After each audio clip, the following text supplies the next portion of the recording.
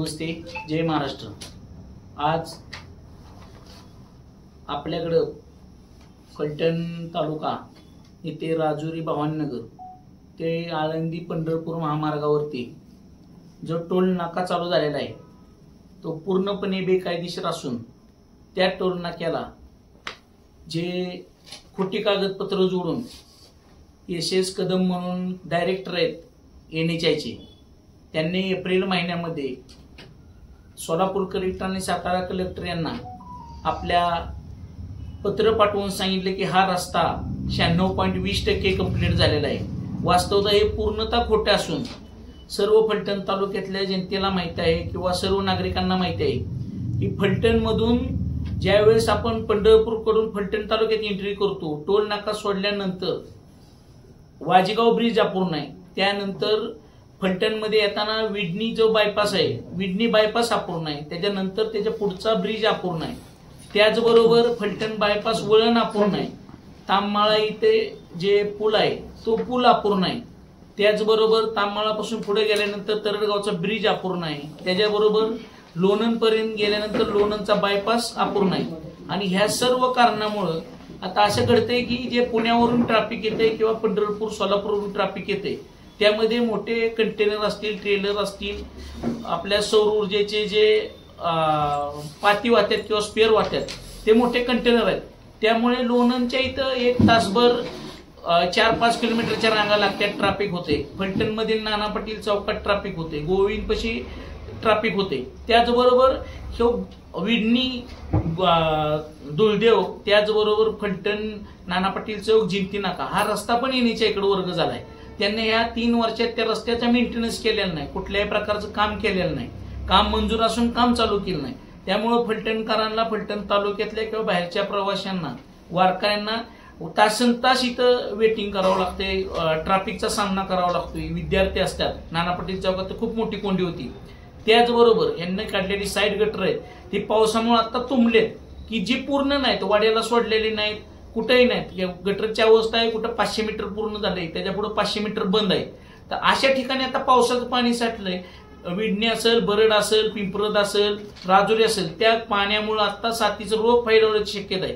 काय झालंय, लोकांनी ते सांडपाणी सोडले आणि त्या सांडपाण्यामुळे त्या पाण्याचा उग्र वास यायला लागलाय।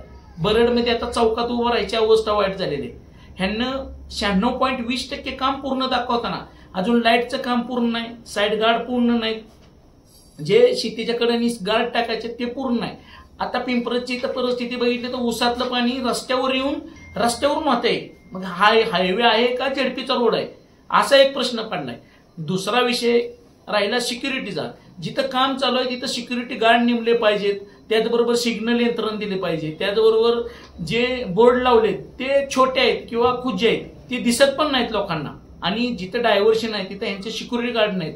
ह्या RKCचं 1 नंबर भांगार काम आहे, त्यांना पूर्ण रोड हा एखाद्या नवीन कॉन्ट्रॅक्टर सारखा झालेला आहे, एक लेवल नाही, सगळी पूर्ण खालीवरती झालेला रोड आहे। त्यांनी जे रस्त्याची क्वालिटी केली, जिथं ब्रिज पूर्ण झालेत तिथं काळे पांढरे पिवळे पट्टे नाही, म्हणजे सेफ्टीचं काही यांना पडलेलं नाही। 100हून अधिक लोक इथं मृत्युमुखी पडलेत, ह्यांना त्याचं घेणं देणं नाही, ह्यांना फक्त टोल चालू करून वसुली करणे। ह्या कदमने सगळ्यात घाण प्रकार, म्हणजे एवढी मोठी अतिवृष्टी झाली पण कदम इथे एकदाही भेटायला नाही, लोकांची अवस्था पाहायला आला नाही। त्याचबरोबर टोल नाक्यावरील त्या अधिकारी तर लोकांनी रस्त्याचे पैसे घेतलेत, म्हणजे आता काय दिलेलं पैसे वसूल करायचा धंदा चालू केला का ह्यांना। स्थानिकांना जर तिथं न्याय मिळणार नसेल तर ह्या टोलचं काम नाही। आणि आता हा टोल मी तर पूर्णतः म्हणतो येणारी जी वारी आहे त्याच्यावर डोळा ठेवून त्यांच्याकडून लाखो कोट्यवधी रुपये वसूल करण्यासाठी टोल दाढ घातलेले आहे। ह्या टोलवाल्यांना कसल्याही प्रकारचं दयामाया नाही, आणि त्याबरोबर रस्त्याचं काम अपूर्ण असताना हा टोल बंद झालाच पाहिजे। जर हा नाही झाला तर येणाऱ्या 8-10 दिवसात त्या टोल विरुद्ध उग्र आंदोलन करणार आहे। त्यामध्ये पक्षीय वातावरण नसेलच, त्यांच्यामध्ये वारकरी संघटना असतील, सर्व पक्षीय संघटना असतील, सामाजिक कार्यकर्ते असतील, शेतकरी असतील, वारकरी असतील, या सर्वांना घेऊन ह्यांच्या विरुद्ध एक जन आंदोलन छेडलं जाईल। कारण ज्या अधिकाऱ्यानं साहेब इथं जे कदम म्हणून आहेत, SS कदम आहेत, जे टेक्निकल प्रोजेक्ट डायरेक्टर आहेत, त्यांना डिस्ट्रिक्ट कलेक्टर आणि majestic collector compound first floor Solapur यांना एक खोटं पत्र दिलंय. ते म्हणतात की धर्मपुरी ते लोणंद रस्ता हा प्रोग्रेसमध्ये आहे आणि त्याचं आताच्या एप्रिल एंडला 96.20% काम पूर्ण आहे. हे त्यांना लेखी पत्र दिलंय कलेक्टर साहेबांना आणि शासनाची दिशाभूल करून हा टोल चालू केलाय. सगळ्यात महत्वाचा मुद्दा हा आहे की 96.20% म्हणजे म्हणतेच किती.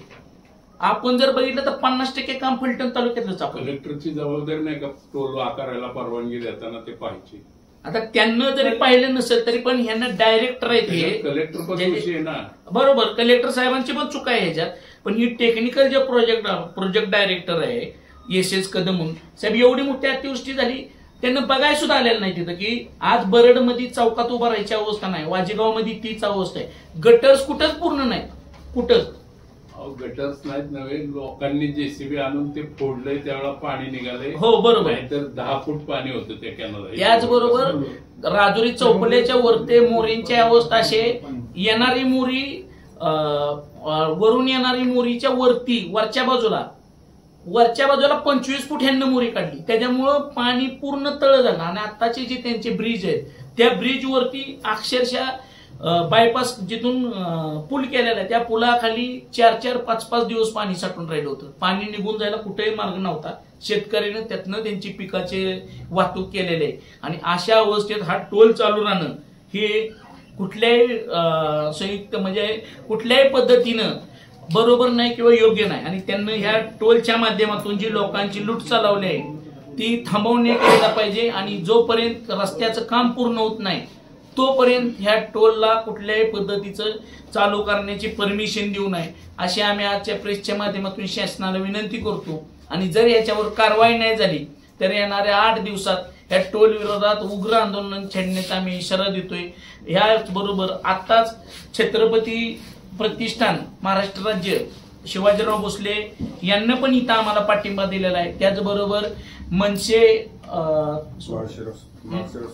माळशिरस तालुका मनसेने सुद्धा या आंदोलनाला पाठिंबा दिलेला आहे.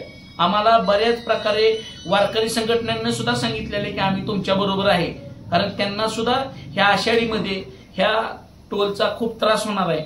आणि खरं तर या रस्त्याची थर्ड पार्टी इन्स्पेक्शन होऊन नंतरच ह्या रस्त्यावरती ह्याची बिला अदा करावी किंवा टोलचा विचार करावा, कारण 100% हा रस्ता पूर्ण निकृष्ट दर्जाचा आहे. त्याचबरोबर NHAच्या नियमाला धरून कुठलंही काम झालेलं दिसून येत नाही. पूर्णपणे रस्ता हा चुकीच्या पद्धतीने झालेला आहे. धन्यवाद.